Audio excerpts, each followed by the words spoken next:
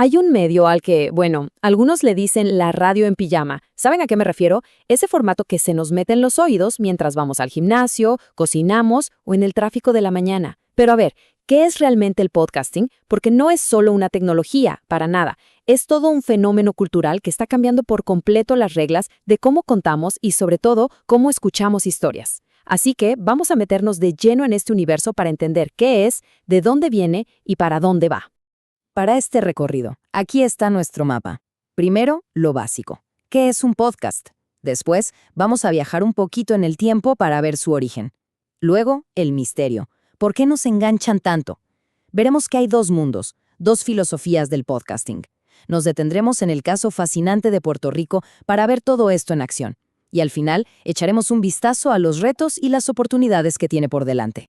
Bueno, empecemos con la pregunta del millón. ¿Qué es un podcast?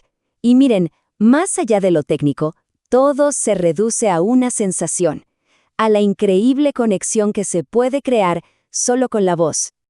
Para entender de qué va la experiencia, hay una palabra que se repite y se repite: íntimo. Es esa sensación de cercanía, ¿no? Como si la persona que habla nos estuviera susurrando al oído. Y lo curioso es que esta intimidad no es algo que el audio tenga por sí solo, ¿no? Es algo que el medio construye, que aprovecha esta cultura que tenemos de buscar cercanía para generar esa conexión tan especial. Ok, pero bajemos esa sensación a tierra, a una definición un poco más técnica. En el corazón de todo esto hay una pieza de tecnología clave, el feed RSS. Pensemos que es como un cable invisible que cada vez que hay un episodio nuevo, lo entrega automáticamente a la aplicación del celular. Esta idea, la sindicación, es lo que permite que nos suscribamos y escuchemos cuando se nos da la gana. Ahí está la verdadera magia de este medio. Y es esto justamente lo que los separa por completo de su abuela, la radio. La radio es en vivo, ¿cierto? La escuchamos de corrido y si te lo perdiste, pues te lo perdiste. El podcasting, en cambio, nos da todo el poder. Lo escuchamos cuando queremos, elegimos el episodio que nos interesa de una lista y ese contenido se queda ahí, disponible para siempre. El cambio es brutal. Pasamos de un modelo donde nos empujan el contenido a uno donde nosotros lo jalamos cuando nos conviene. Pero bueno, ¿de dónde salió todo esto? La historia es sorprendentemente nueva y fue una explosión. Pasó de ser un experimento para unos pocos a un fenómeno mundial en un abrir y cerrar de ojos. Todo arrancó en 2004, casi como si fuera un truco de garaje. Adam Curry, un ex VJ de MTV, y el programador Dave Winer se las ingeniaron para meter un archivo de audio en un feed RSS. ¡Listo! Ese mismo año, un periodista, Ben Hammersley, necesitaba una palabra para describir esto, y mezcló iPod con broadcasting, y así nació podcasting. Pero el verdadero boom, el punto de quiebre, fue en 2005. Apple lo metió en iTunes. De un día para otro estaba al alcance de millones. Y casi 10 años después, un podcast llamado Serial demostró que esto podía ser un evento cultural masivo, dando inicio a la que muchos llaman la era dorada que vivimos hoy. Ahora, vayamos a la psicología del asunto. Ya hablamos de la intimidad, pero ¿cuáles son esas claves que hacen que esta conexión sea tan potente y que nos volvamos fans de ciertos programas? Hay varias razones que son muy poderosas. Primero, el control. Nosotros elegimos qué, cuándo y cómo escuchamos. Segundo, la inmersión auditiva es perfecta para hacer varias cosas a la vez. Podemos aprender algo o simplemente entretenernos mientras la vida sigue. Además, el estilo suele ser mucho más relajado, más coloquial, más auténtico, y eso genera confianza. Esto crea comunidades muy fuertes, y aquí viene lo más interesante, da pie a lo que se conoce como una relación parasocial. Es un fenómeno súper curioso. Esa sensación de que conocemos al presentador, de que es casi como un amigo, aunque claro, nunca hayamos hablado con él o ella. Toda esta conexión ha creado un ecosistema muy vivo, pero también ha generado una tensión, una especie de batalla interna que define al podcasting de hoy. La lucha entre dos filosofías que no siempre se llevan bien. Por un lado está el podcasting independiente, ese que nace de la pasión pura, de la necesidad de decir algo y de hablarle a esos nichos que los grandes medios olvidan.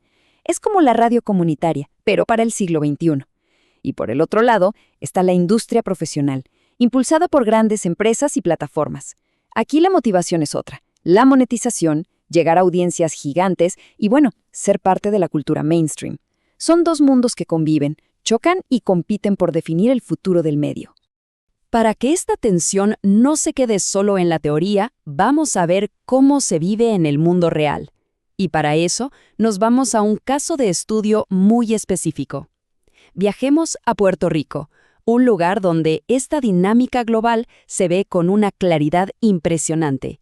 Miren este número. Solo este número. 723. Esa es la cantidad de podcasts nativos activos que producen creadores independientes en Puerto Rico, según un estudio reciente. 723. Es una cifra que nos habla, a gritos, de la fuerza y la vitalidad que tiene la escena amateur en la isla. Y si lo vemos en un gráfico, la cosa es todavía más clara. El 89% de los podcasts hechos en Puerto Rico vienen de creadores independientes. ¡El 89%! Solo un 11% son de medios periodísticos profesionales. Es un dominio absoluto, que nos dice que este es un ecosistema que se construyó de abajo hacia arriba. Y ojo, no es solo que produzcan más, es que hablan de cosas distintas. Mientras los medios se enfocan, como es lógico, en las noticias del día a día, los independientes se van de cabeza a sociedad y cultura. Están llenando los huecos, explorando temas que la cultura mainstream muchas veces deja de lado, desde arte y cine hasta la historia de sus barrios. Esta cita de un podcaster puertorriqueño lo resume todo. Es el corazón del movimiento. La motivación no es el negocio.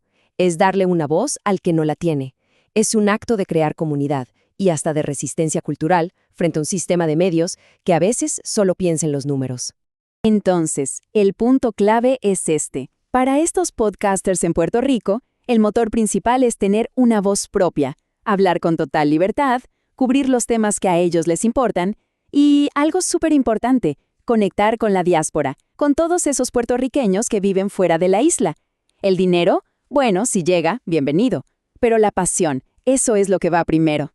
El caso de Puerto Rico nos enseña el poder del podcasting hecho con el corazón, pero también nos obliga a hacernos preguntas más grandes sobre el futuro de todo el medio, tanto para los independientes como para los profesionales. Y aquí llegamos al que es, quizás, el mayor desafío de todos, la plataformización. El podcasting nació libre, abierto, descentralizado, gracias al RSS. Pero ahora, gigantes como Spotify o Apple se están metiendo en medio y cada vez son más poderosos. La amenaza es real, que cierren ese ecosistema abierto y lo controlen, un poco como pasó con la industria de la música. Frente a este panorama, la pregunta para miles de creadores es, ¿cómo le hacemos para sobrevivir? Y están probando de todo, desde la publicidad de toda la vida hasta pedir el apoyo directo de su comunidad con donaciones o crowdfunding. También están los modelos de suscripción o incluso vender servicios y organizar eventos en vivo. Hacer esto sostenible es un rompecabezas bien complicado. Lo que nos deja con una pregunta fundamental, una pregunta sobre el alma del medio. A medida que entra más dinero, más intereses de empresas grandes, ¿puede el podcasting mantener esa autenticidad, esa conexión íntima que lo hizo tan especial desde el principio? Y para cerrar, volvemos al inicio. En este nuevo mundo dominado por plataformas que quieren controlar cómo se distribuye y cómo se gana dinero, ¿quedará lugar para lo espontáneo, para la pasión, para la simple necesidad de expresarse? O dicho de otra forma, ¿seguirá habiendo espacio para la radio en pijama?